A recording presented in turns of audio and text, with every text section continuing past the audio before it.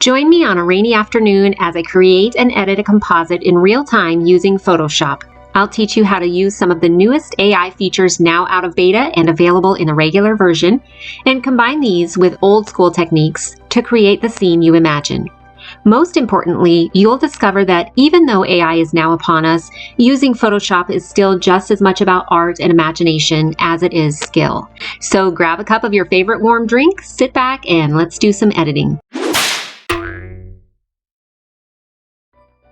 So I'm going to create this composite with the hope that you'll be able to watch what I do, and I'll sort of explain what I'm doing as I go. And maybe you'll see me using some new techniques that you might not have thought of before that you can use in your own image editing. We're really going to talk a lot about the new AI features, and we're also going to use a lot of the, just like I said, the old school Photoshop. I'll kind of explain how different things work as I go. This is meant to be more of a relaxing video and just kind of watch and take away what you can from it to use in your own images. A lot of these techniques that I'll be using, you'll be able to use in lots of different types of scenarios. So I just want to cut out the cobblestone path for this image and maybe a little bit of the side as well. And Control J to put that on its own layer, and then I'll just get rid of the original, and now I just want to smush it down to about the 1/3 point.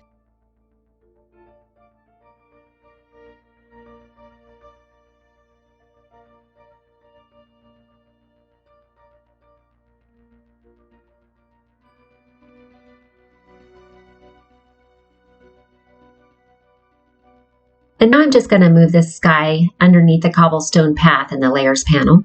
And now let's take a look at one of the coolest new features now out of beta and in the regular version of Photoshop. We're going to use the live gradient tool. Select the gradient tool. I'm using a foreground to background gradient with my foreground set to white. And what's great about this tool now is you can see live how it's affecting your image. So it's so much easier for me to blend the path and the sky and see exactly what's happening in real time. The diamond is where you'll set your midpoint for the gradient. And you can see up top, we're able to view in real time how each adjustment is affecting the gradient. I think this is a huge improvement over what the gradient tool used to be, where you would just hope that it was right. You'd have to go back and check, redo it a few times until it looked how you wanted. But now you can just see it live. I want to place a haunted house in this scene. I figure since it's getting towards fall at the time that I'm recording this video, I kind of wanted to do a Halloween theme.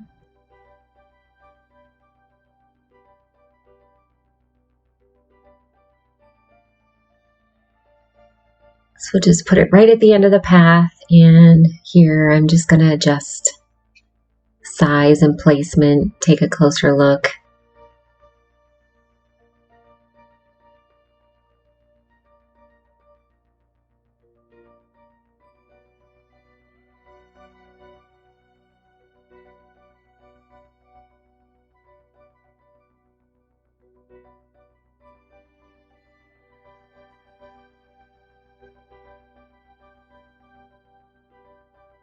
Now I'm just going to rasterize the layer because I want to do a few more adjustments, and then I'll go ahead and right click and apply that layer mask. So I'm going to select this side only of the house because I want to have the ground look like it's coming up over the house instead of the house just being pasted on top. So I did Control J, and now I'm going to just drag that section of house underneath the ground section or the cobblestone section. And now I'm going to paint off that same section from the original, and then you'll start to see the foliage and things that would be in front of the house come through. So now it looks more like the house is in the background and the ground is more in the foreground. I don't mind that darker area. It almost gives the effect of a shadow. I might clean it up a little bit, but I think I'll leave it there for the most part.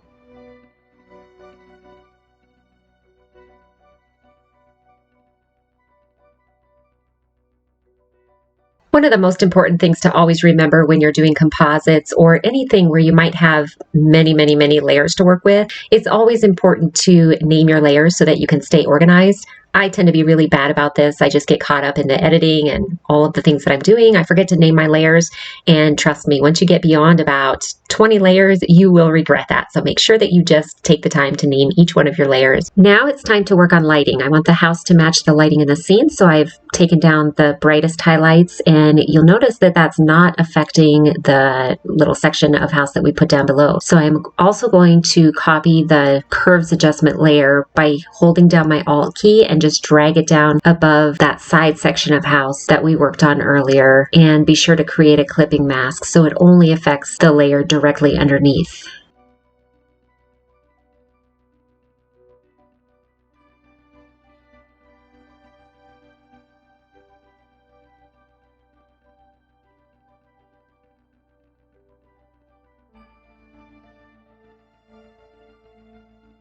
Now that moon is pretty bright in the sky, so what I'm doing here is creating some highlights on the house that would be coming from the moon. So we're just going to swoop down the roof of the house, and I'm also going to create some sort of rim lighting around the house, and that light would leak around the house just slightly. So I'm going to create some areas where the light is able to shine just a little bit beyond the edges of the house.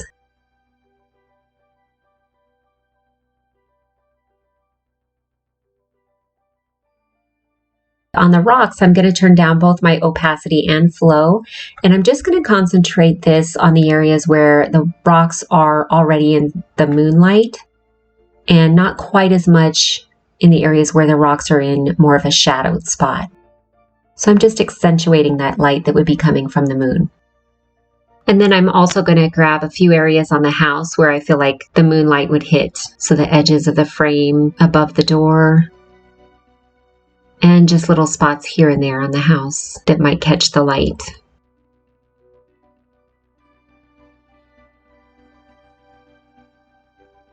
And here's a before and after of the moonlight we just created.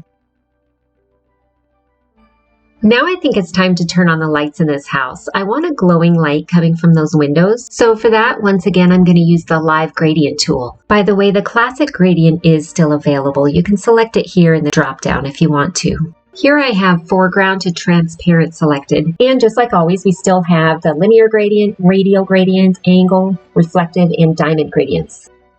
I'm going to use the radial gradient here. On a new layer, I'm just going to click and drag from where I want my light source to be. And just like before, you can see in real time where everything's going to be placed. In real life, light is brightest at its source, and as it travels away from the source, it appears dimmer. So I'm going to mimic that here and start with a bright white in the center and then diminish its intensity to show how the light fades as it moves away from its origin. I'm also going to warm it up a little bit by double-clicking on this outer circle, and I'm just going to choose a warm golden color. And here's where the magic happens. I'm going to change this to color dodge, and look at the difference. That's beautiful. Nice glowing light coming from inside. Very realistic looking.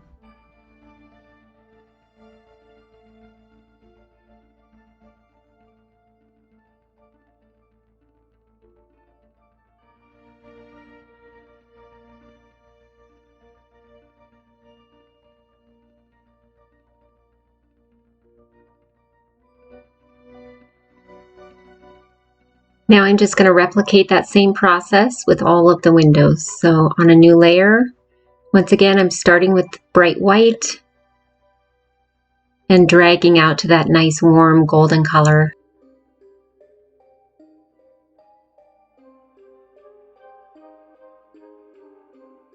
Change the blending mode to color dodge.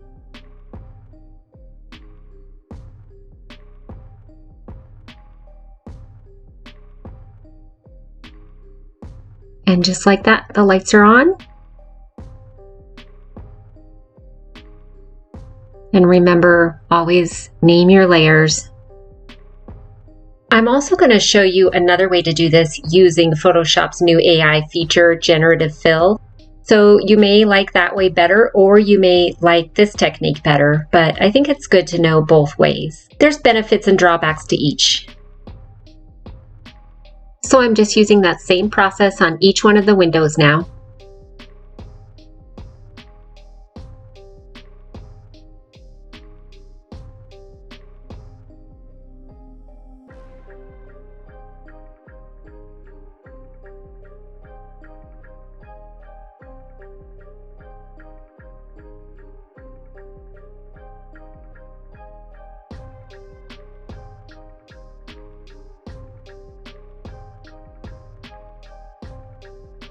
I grouped all of those layers, and then if you wanted to, you could make the lights even brighter.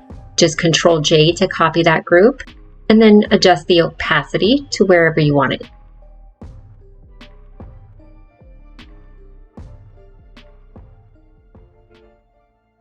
Okay, so let's turn these lights off, and now I'm going to show you how to do a similar effect using Photoshop's new Generative Fill feature. It's been in beta, but now it's available in the regular versions of Photoshop, and it's really cool. So what I've done is created a new layer, and then I just selected that window area. Now up here in the contextual taskbar, I'm just going to type in glowing window. And then click Generate. You can see down here, Photoshop has generated 3 different options for me to choose from. This one actually looks really good. Look at that one. It creates a little bit of a different effect, but I like how it looks. I think I'm going to go with the second one. Now, if I didn't like any of the options, all I'd have to do is click Generate again, and I'd get 3 more completely different options. And I could just keep doing that until I find one I like. Another great thing about Generative Fill is you can convert the newly generated image to a smart object, and that allows you to be able to edit and manipulate it in the same way you would anything else. So I can just duplicate that layer, grab the Move tool, and place that second window over here. And then I can make any necessary adjustments just like any other layer.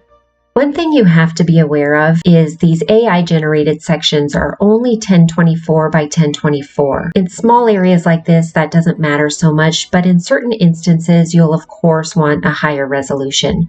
All you have to do is save this smart object as its own document, and then use either Topaz or any number of online upscaling sites to increase the resolution. If you don't want to do it that way, I have a whole video talking about other ways to get a higher resolution AI output. I'll link that video for you. You don't always have to type in what you want when using Generative Fill. Sometimes you might decide to allow AI to place what it thinks might belong in that spot. To do that, just make your selection, and instead of typing anything in, I'll just click Generate. You can see instead of a window, Photoshop generated the surrounding wall instead. So just allowing AI to generate on its own without any text inputs can be a little bit hit or miss. And of course, I can also apply those same gradients that I applied before to these generated windows, because once again, I can create a smart object out of them and do pretty much whatever edits I want.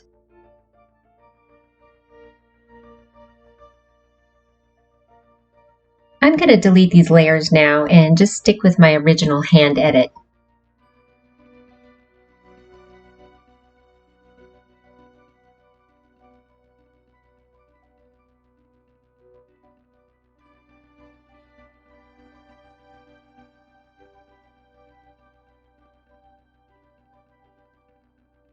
Now that I've addressed the lighting, the next way I'm going to make this house blend better into the scene is by somewhat matching the colors of the house to those in the environment. To do this, I'll select one of the darker blues from the sky scene and make that my foreground color.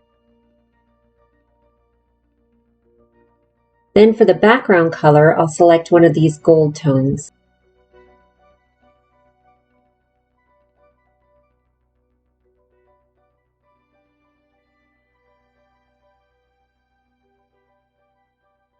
From here, I'll create a gradient map. If you're not familiar with gradient maps, when you use these, you select two colors, one for the shadows and one for the highlights, which is what I just did. Then this tool maps the darkest areas of your image to the shadow color and the lightest areas to the highlight color. All the other tones in the image are assigned colors along that gradient between these two chosen colors. I'm creating a clipping mask because I only want this to affect the house, nothing else.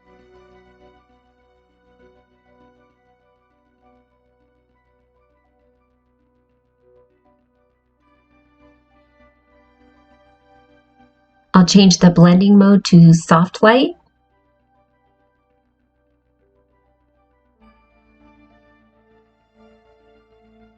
And adjust the opacity. And now with a black brush, I'm just going to paint this effect off of the window areas just by tapping a few times with a soft brush right from the center. If you shift click on just the mask, you can see the effect of the mask and turn only that on and off. I'm going to make some more color adjustments to the front of the house using color balance. I'm just going to add some warmth to the highlights.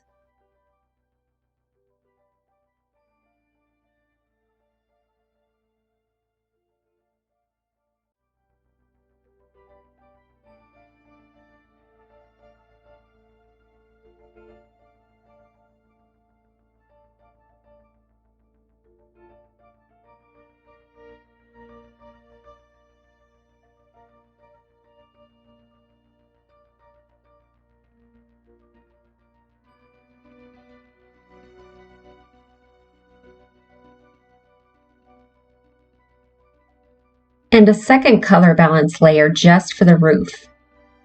Here I'm adding a cooler tone to the highlights. It makes sense that the window light would cast a warm glow on the surrounding area, but the roof would pick up the cool tones from the sky.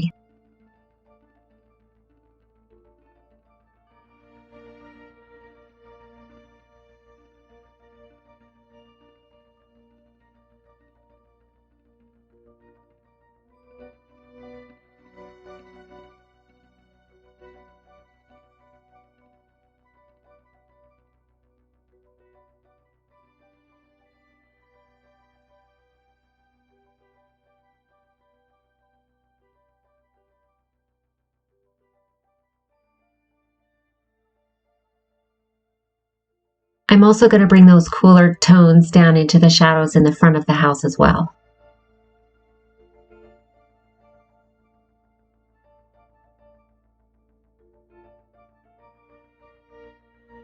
I want to warm up the windows even more because I feel like this element of the scene really needs to pop. This time I'll use a different technique. On a new layer set to color burn with a gold tone as my foreground and a soft brush, I'm just going to swipe over each window.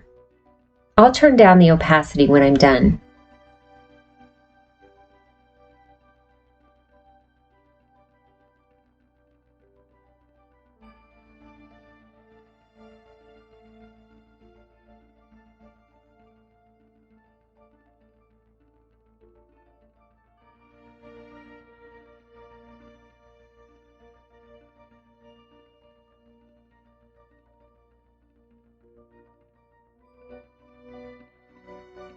All of that light would reflect off of the surfaces below, so now I'll create those light reflections.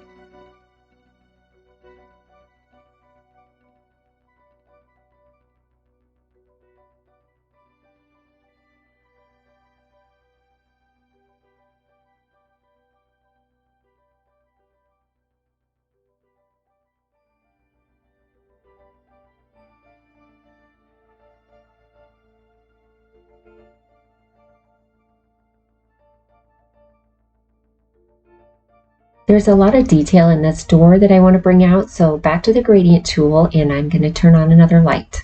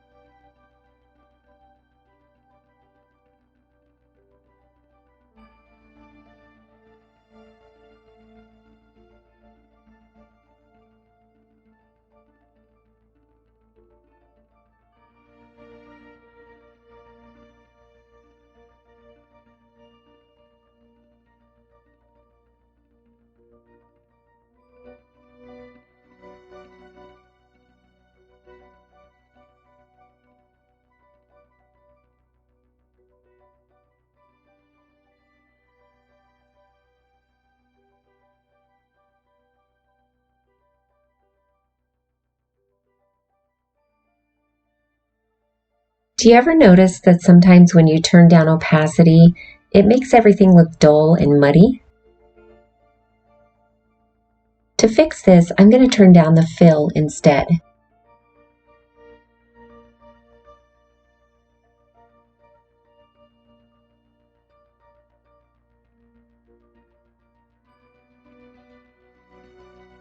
See what a big difference that made?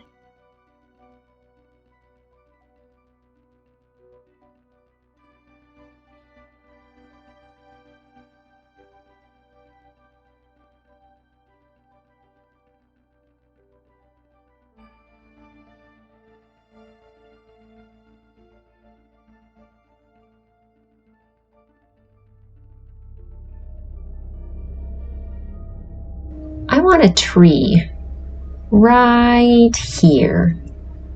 Instead of searching for a picture of the perfect tree or going out to take my own, I'm going to use generative fill instead. So on the contextual taskbar, I'm just going to type in creepy tree and click generate. Once again, I have 3 options to choose from. I don't think I like any of these. So I'm just going to click generate again to get 3 more.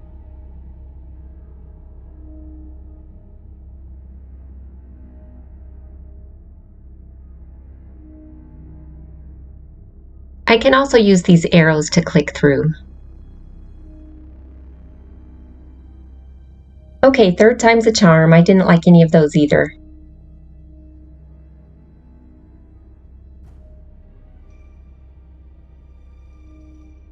Yep, this is the one.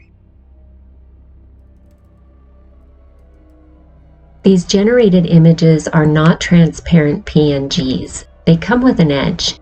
See that edge?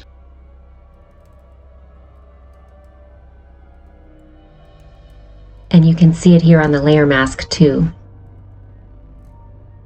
So I'm just going to paint that edge off and clean it up.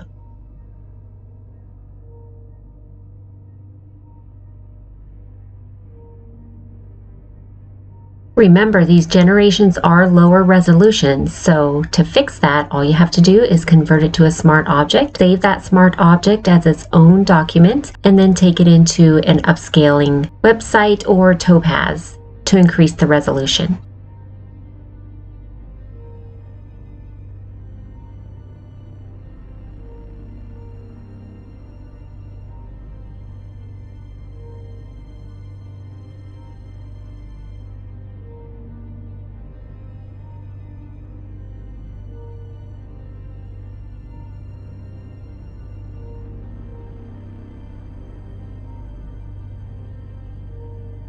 I'm going to paint on highlights with a curves adjustment layer, just like I did on the house.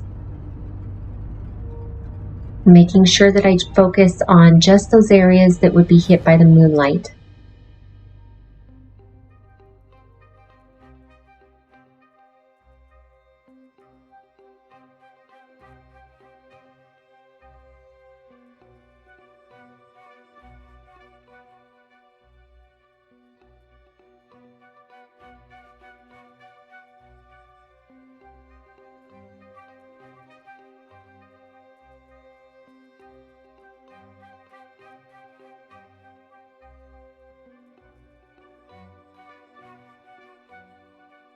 Now I'll use a warming filter with a clipping mask to warm up those highlights. But instead of using the layer mask, I'm going to copy the layer mask from the highlights layer by clicking Alt and just dragging it up to my warming filter layer. And now any adjustment I make will only affect the layer below, which is the highlights.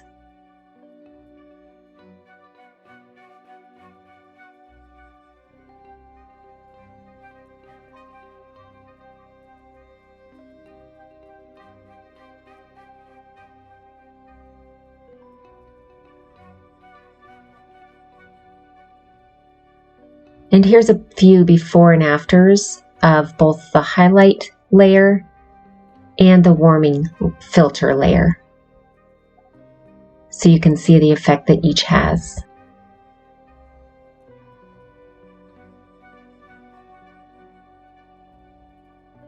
That tree seems a little too light, so I'm just going to use another curves adjustment layer to make the overall tone just a little bit darker.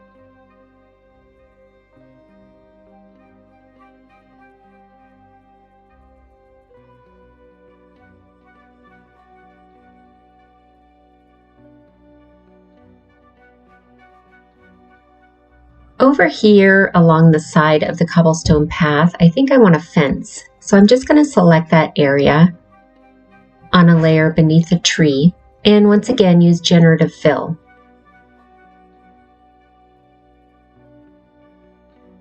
I'm not going to be real specific here. I'm just going to type in fence and see what we come up with.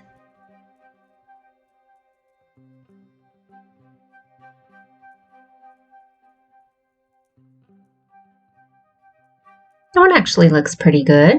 So does that one.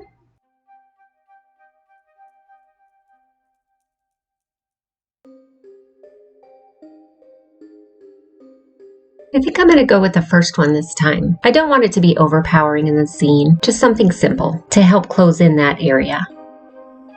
I don't like where these rocks are placed. They should lead the eye up the path. I'm going to select, place them on their own layer, and then I'll be using Puppet Warp to move them. First, I'll hide the new rocks layer. Then I'll delete them from the original using a black brush.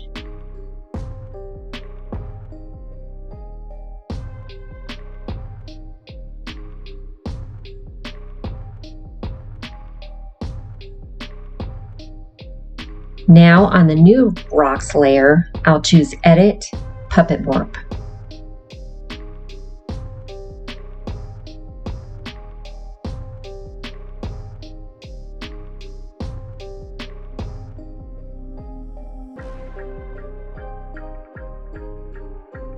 Each time I click, it places a pin on the rock, and I can just drag that pin and the rock to where I want it to be placed.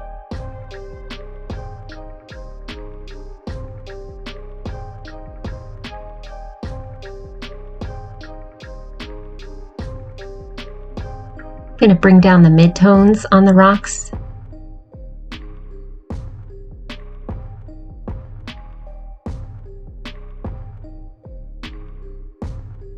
Those rocks have a green undertone. I'm going to fix that with a color balance layer. So I'm going to take out some of the greens.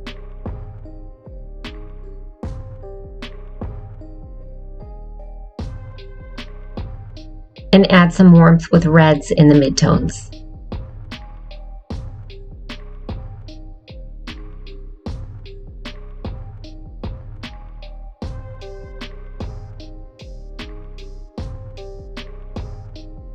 Now on a curves adjustment layer, I'm going to bring up the highlights the same way I did for both the house and the tree.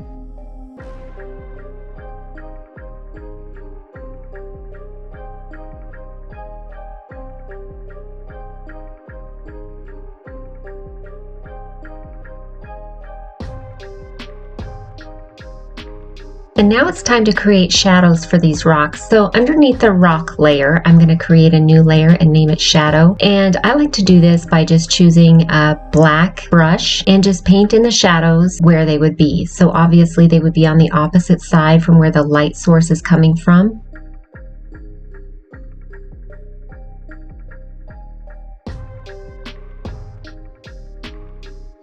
It looks more natural if you paint at a higher opacity right near the rock and then decrease your opacity as you come out further, because shadows work in sort of a gradient as well.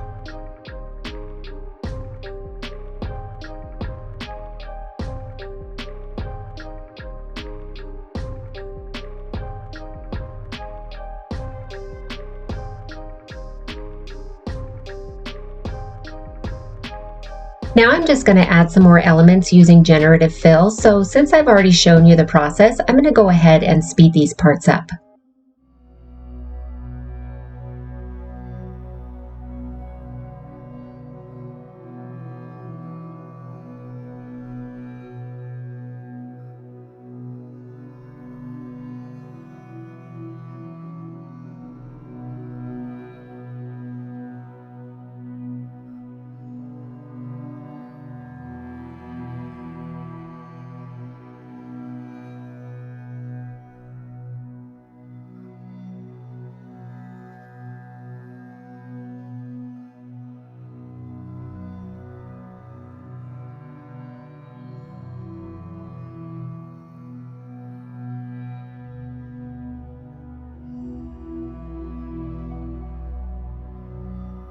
Now I want pumpkins in the scene, but this time I'm going to use a real photo of a real pumpkin. So I did File, Place Embedded, and now I'm just going to cut it out.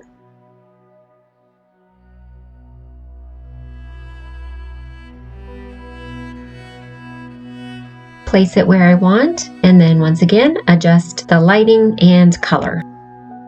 I did flip this pumpkin horizontally since the light from the moon would be shining on the left-hand side of the pumpkin instead of the right where it was.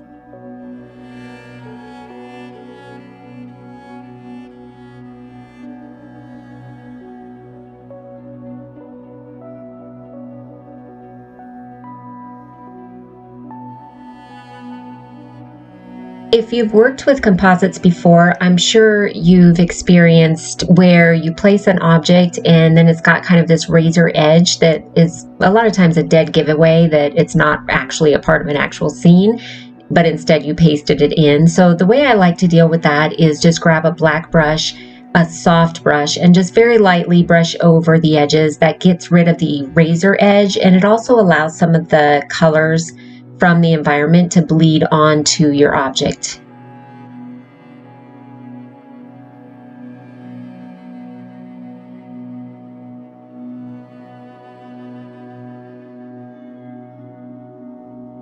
This pumpkin would cast a shadow on the tree, so I'm just going to bring down the highlights on the tree.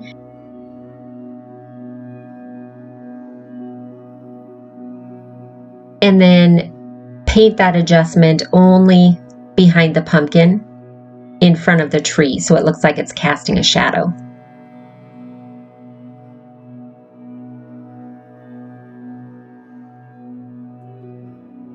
And it's also a little too saturated for the scene, so I'm going to use a hue saturation adjustment layer to bring that saturation down.